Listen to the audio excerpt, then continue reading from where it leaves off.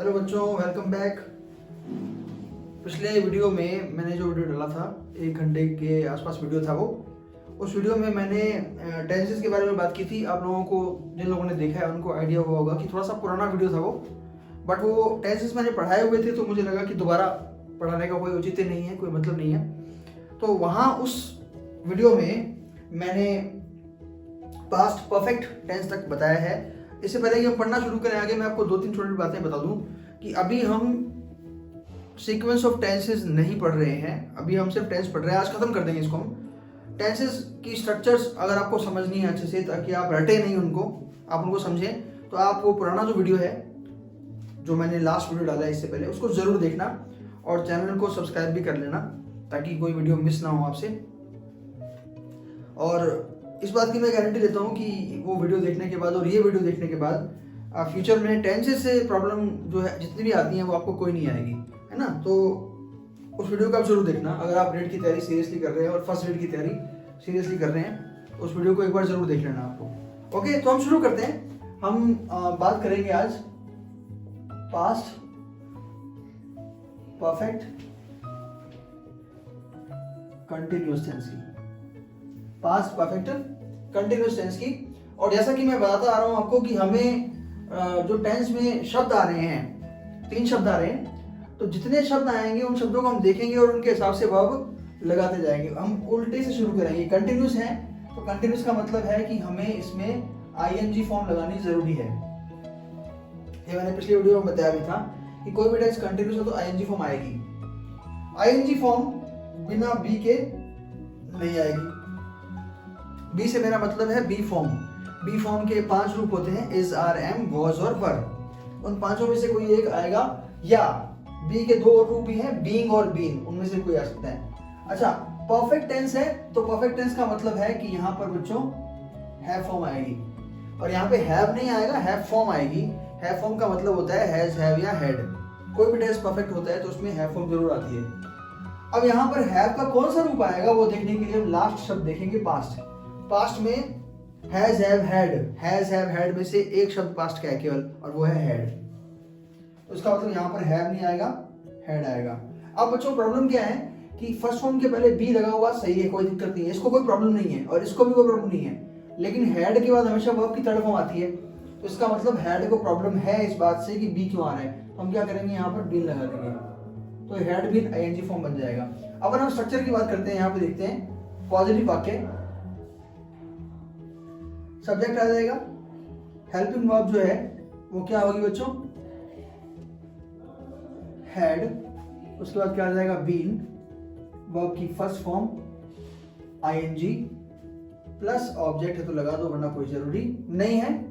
और उसके बाद में हम लगाएंगे बच्चों सिंस और फॉर, प्लस टाइम। अब एक चीज आपको याद रखनी है, इसको मैं अभी डिटेल में बात करूंगा। एक दूसरा टाइम भी आएगा जो निश्चित रूप से किसका होगा, पास्ट का होगा। बच्चों अगर हम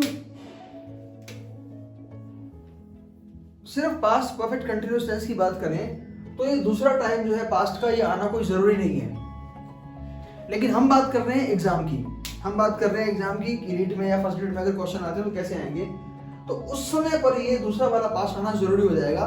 क्यों हो जाएगा ये आप खुद एग्जांपल द्वारा देख लीजिए। उदाहरण के लिए मैंने बोला कि माई फादर, मैं यहां पर बी भर देता हूं एक बार, वर्किंग इन दिस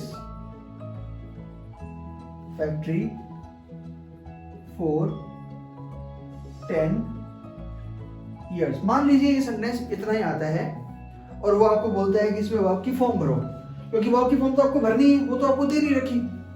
अब मुझे बात बताइए कि अगर अपने यहाँ पर पहचान बताने वाले शब्दों की बात करें तो 4 के बाद क्या आ रहा है, टाइम आ रहा है, और 4 के बाद टाइम कितने आ रहे हैं, एक ही आ रहा है, 10 years।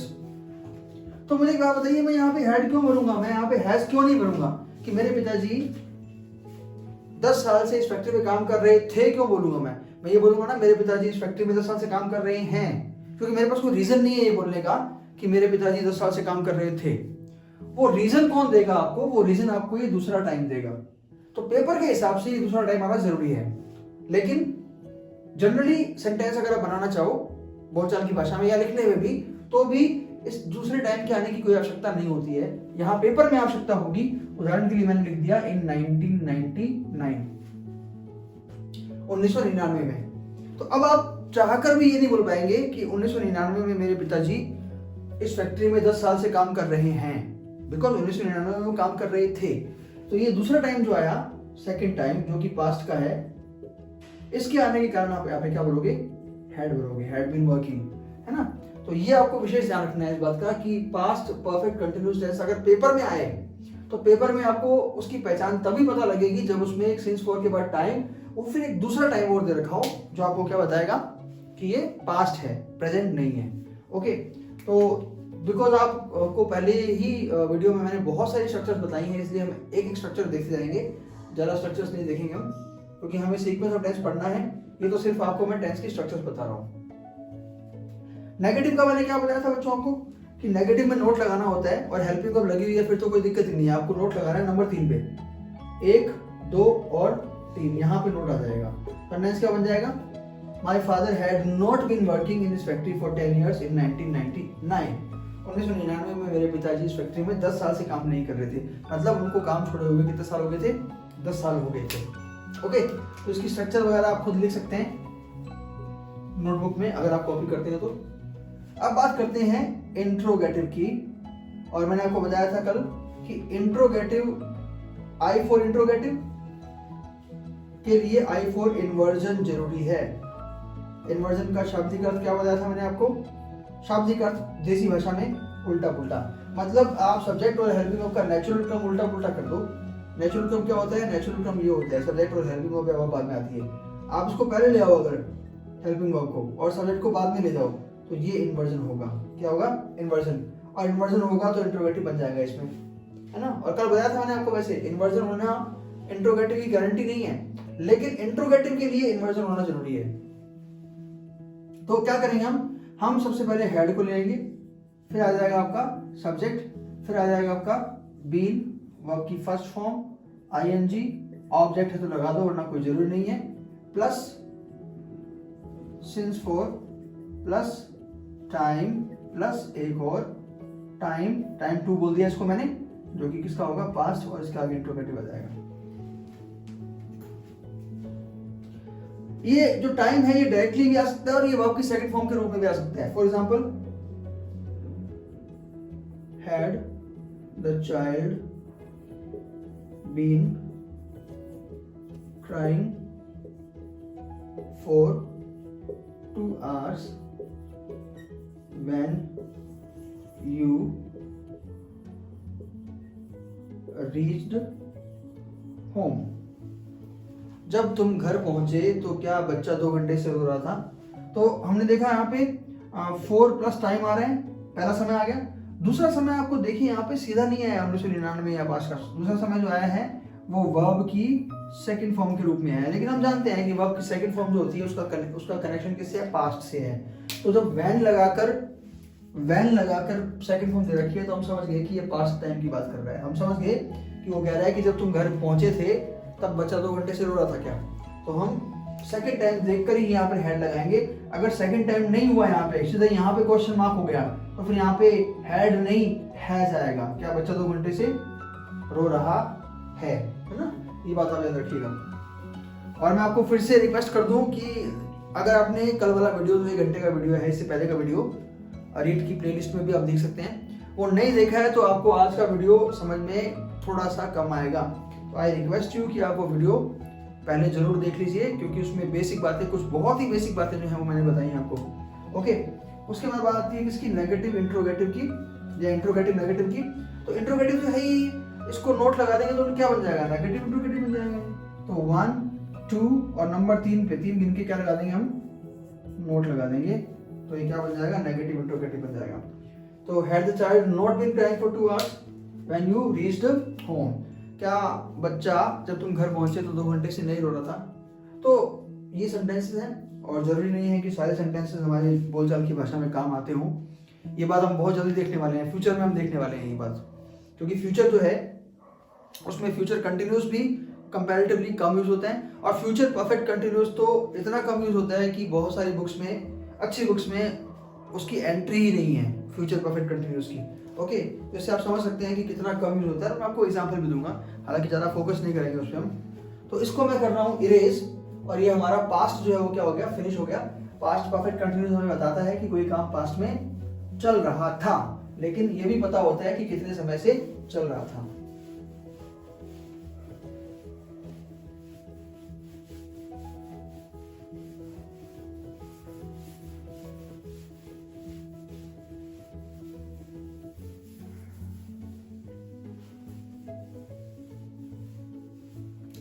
नाउ हम मूव करते हैं फ्यूचर की तरफ। तो I can say welcome to future, भविष्य में आपका स्वागत है।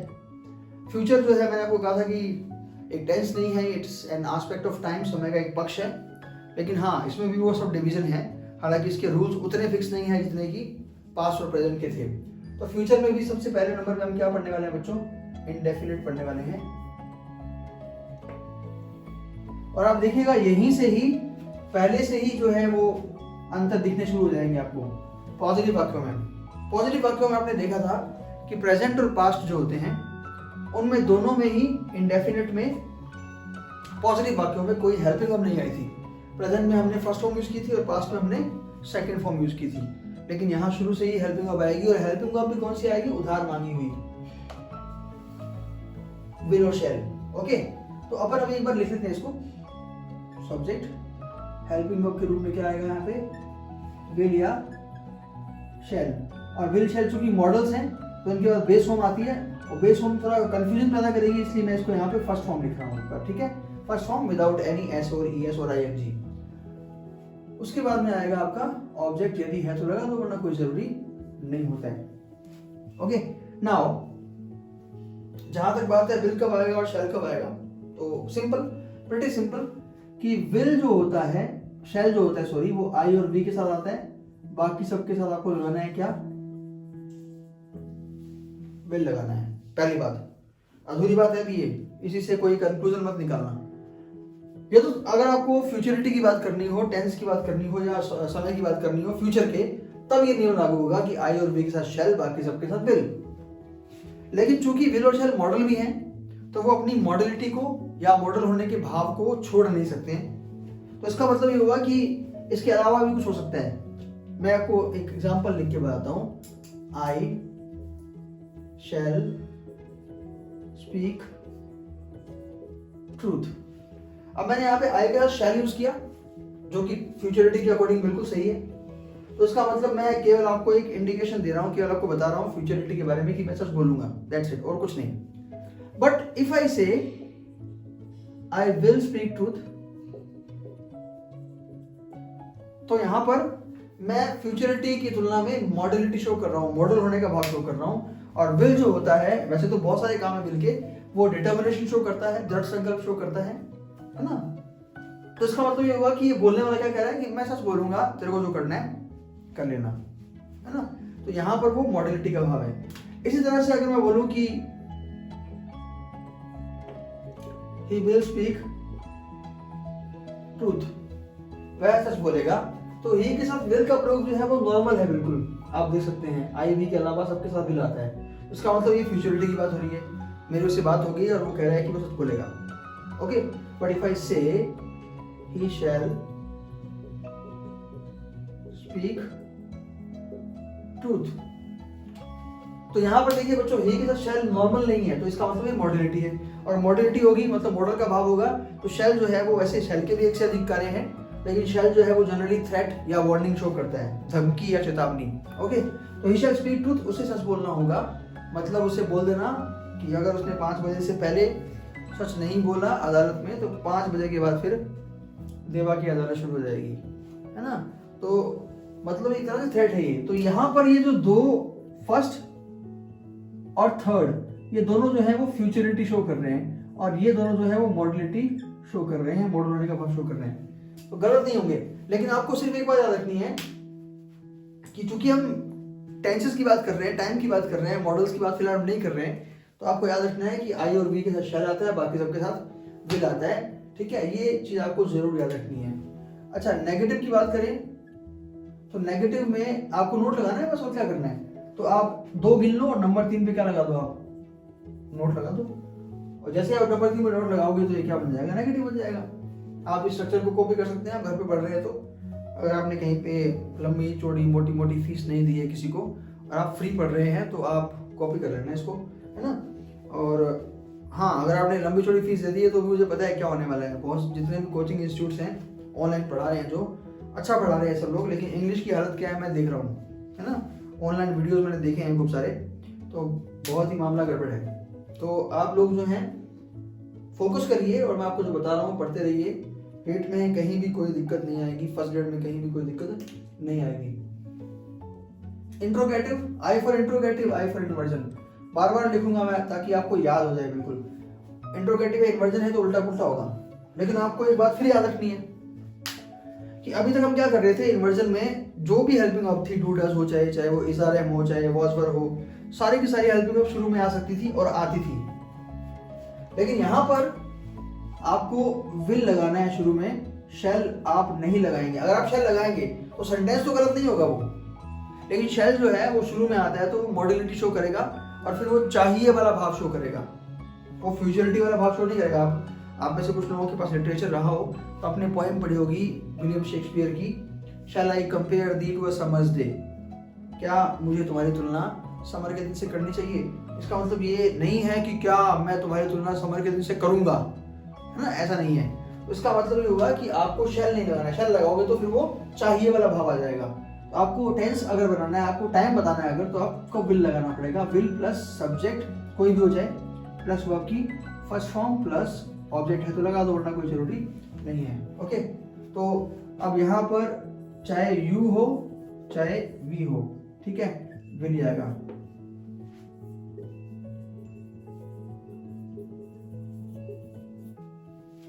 Will you speak truth, will we speak truth, क्या हम सच बोलेंगे, क्या तुम सच बोलोगे। और अगर आपको बनाना है इसको नेगेटिव इंट्रोगेटिव तो आप क्या कर दोगे, नंबर 3 पे नोट लगा दोगे तो ये क्या बन जाएगा, नेगेटिव इंट्रोगेटिव बन जाएगा। ये मैंने खाली जगह छोड़नी शुरू इसलिए की हैं क्योंकि आप लोगों को कल के वीडियो में खूब सारे एग्जांपल्स दिखाए जा चुके हैं, आप देखिएगा उसको थोड़ा सा टाइम निकाल के, आपको ये बहुत इजी लगेगा। ओके, तो ये बात थी आपकी फ्यूचर इंडेफिनिट की, जिसमें हम फ्यूचर की किसी एक समय पर कोई काम होगा बताते हैं। वो समय जो है वो बिल्कुल सुनिश्चित, परफेक्टली सुनिश्चित नहीं होता है ना, और कोई काम होगा इस पे ज्यादा फोकस रहता है। ओके, नाउ फ्यूचर कंटिन्यूस की अगर बात करें तो मैं बस आपको ज्यादा नहीं बताऊंगा क्योंकि एग्जाम से दूर दूर तक कोई रिलेशन नहीं है इसका। एक तो फ्यूचर कंटिन्यूस का भी और एक फ्यूचर परफेक्ट का भी, फ्यूचर परफेक्ट कंटिन्यूस का भी, दोनों का। तो कंटिन्यूस है और कंटिन्यूस भी कौन सा है बच्चों, फ्यूचर। तो मैंने आपको शब्दों से बनाना सिखाया था। कंटिन्यूस में आईएनजी फॉर्म आनी जरूरी है, आईएनजी फॉर्म आएगी तो बी फॉर्म आनी जरूरी है, और फ्यूचर है तो विल और शैल आएगा। अब ध्यान दीजिएगा बच्चों, अब विल शैल के बाद, ये तो सही है बिल्कुल, विल शैल के बाद क्या आएगा ये देखना जरूरी है। तो विल शैल मॉडल है, मॉडल के बाद वर्ब की बेस फॉर्म आती है और ये बेस फॉर्म ही है, be do have, be do और हैव 3 बेस फॉर्म को बताई थी मैंने। इसका मतलब विल बी आईएनजी आएगा यहाँ पर।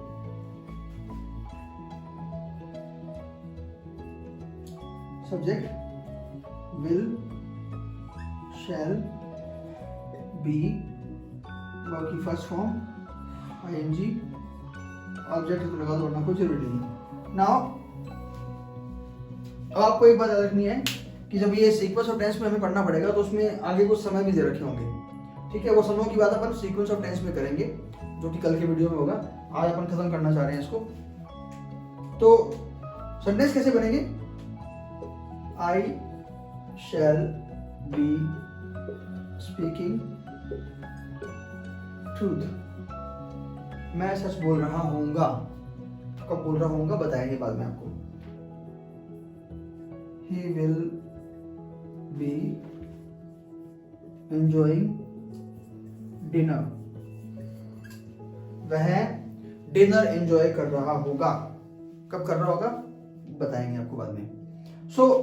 इसमें तो बस आप इतना याद रखिएगा, नोट लगा दीजिएगा तो क्या बन जाएगा, नेगेटिव बन जाएगा 1 2 नंबर 3 पे।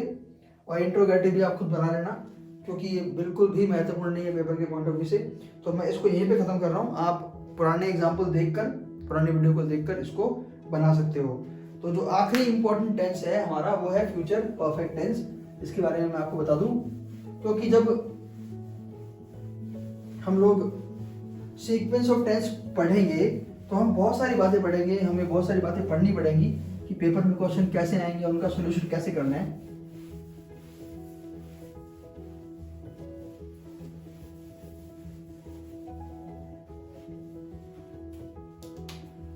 तो बच्चों फ्यूचर में हम बात कर रहे हैं किसकी? परफेक्ट की, पॉजिटिव सेंटेंस की। तो बच्चों दो वर्ड है परफेक्ट। परफेक्ट का मतलब क्या है बच्चों? परफेक्ट का मतलब है कि हैव फॉर्म आएगी। कोई भी टेंस परफेक्ट आ गया तो उसमें हैव फॉर्म आनी जरूरी है, याद रखोगे। और हैव फॉर्म आ गई तो थर्ड फॉर्म आनी जरूरी है, फिर याद रखोगे। अच्छा ये वर्ड देख लिया हमने। अब इस पे जब फ्यूचर है तो क्या आएगा? विल या शैल। तो क्या बन गया? Will shall have third form. अच्छा हैव का कौन सा रूप आएगा विल शैल के बाद? विल शैल मॉडल है, मॉडल के बाद बेस फॉर्म आती है, तो हैव और बेस फॉर्म ही तो है हैव, बी डू हैव, तीनों बेस फॉर्म है। इसका मतलब हैव को चेंज नहीं करना है हमें, will shall have plus verb की थर्ड फॉर्म ही आएगी इसमें। स्ट्रक्चर की बात करें तो सब्जेक्ट आ जाएगा, फिर आपका विल या शैल आ जाएगा, फिर हैव आ जाएगा, फिर वर्ब की थर्ड फॉर्म आ जाएगी। ऑब्जेक्ट है तो लगा दो। अच्छा इसमें एक चीज आपको याद रखनी है, बाय प्लस टाइम आएगा, और ये टाइम या तो होगा प्रेजेंट का और या फिर डायरेक्टली इसका होगा फ्यूचर का होगा। ओके। अच्छा एक और चीज, बाय के अलावा भी कुछ चीजें आ सकती हैं, टिल आ सकता है ना, कुछ किताबों में दे रखा है, पर अपन बाय पे फोकस करेंगे। बाय पे फोकस करना ही हमारे लिए बहुत होगा। तो बाय प्लस टाइम आएगा तो क्या बन जाएगा? Future perfect. और फ्यूचर परफेक्ट में होता क्या है कि फ्यूचर के किसी एक समय तक, निश्चित समय तक कोई काम खत्म हो चुका होगा। उदाहरण के लिए I shall have written this story by tomorrow. I shall have written this story by tomorrow. और यहाँ पर एक और बात जो बिल्कुल नए हैं लोग, बिल्कुल अंग्रेजी से पहली बार मुखातिब हो रहे हैं, बाय का मतलब यहाँ पर तक होगा। बाय का मतलब क्या होगा यहाँ पे? तक। तो क्या बोलेंगे उसको कि मैं कल तक की कहानी लिख चुका होऊंगा। He will have called you by next week। वो तुम्हें अगले हफ्ते तक कॉल कर चुका होगा, है ना, वो तुम्हें अगले हफ्ते तक कॉल कर चुका होगा। ऐसे सेंटेंस भी सुनने में थोड़े से अननेचुरल लगते हैं। अच्छा एक और छोटी सी बात बता दूं फटाफट आपको मैं, गुरु ज्ञान। कुछ लोगों को, आपको नहीं, कुछ लोगों को हफ्ते वाली स्पेलिंग में और कमजोर वाली स्पेलिंग में क्या होता है? कंफ्यूजन होता है। WEE कहाँ आएगा, WEA कहाँ आएगा? तो बहुत सिंपल सी तकनीक तो नहीं बोलेंगे इसको, एक पहेली पूछ सकते हैं आप अपने आप से कि ऐसी कौन सी चीज है जो साल में एक बार आती है, एक बार, और सप्ताह में 2 बार आती है। ऐसी कौन सी चीज साल में एक बार आती है और सप्ताह में 2 बार आती है? तो उत्तर होगा इसका ई। ई जो है साल में एक बार आता है और सप्ताह में 2 बार आता है। इससे आपको याद रहेगा कि 2 बार वाला जो होता है वो तो वीक वाला सप्ताह होता है, और जो एक वाला है वो क्या होता है? कमजोर होता है। ठीक है, इसको याद रखना, जिनको याद नहीं था। ठीक है। अच्छा अब बाकी चीजें जो हैं मैं आपको फिर से रिक्वेस्ट करूंगा कि अगर आप लोग तैयारी कर रहे हैं और आप लोग वीडियो देख रहे हैं मेरा, तो आप पुराना वाला वीडियो जरूर देखना। उसके बिना जो है ये बातें आपको आधी अधूरी लगेंगी। आई शैल 1 2 काउंट किया, नंबर 3 पे क्या लगा दिया? नोट लगा दिया। तो क्या बन गया? ये नेगेटिव सेंटेंस बन गया। इंट्रोगेटिव बना लेना, कोई दिक्कत आए तो कमेंट करना, मैं आपको बना के बता दूंगा दोबारा से। और नेगेटिव इंट्रोगेटिव बना लेना। यहाँ पे मैं आपको इतना ही पढ़ाऊंगा टेंस में, क्योंकि इसके बाद हम सीक्वेंस ऑफ टेंस पढ़ना शुरू करेंगे और फिर हम सब्जेक्ट वर्ब कॉन्कॉर्ड या सब्जेक्ट वर्ब अग्रीमेंट पढ़ेंगे। ठीक है बच्चों, ये आपका एक तरह से होमवर्क हो गया, आपको करना है। और आई वुड लाइक कि आप लोग को कोई दिक्कत आए तो आप कमेंट करें और कमेंट करके पूछें। Okay, that will be all for today. Good night.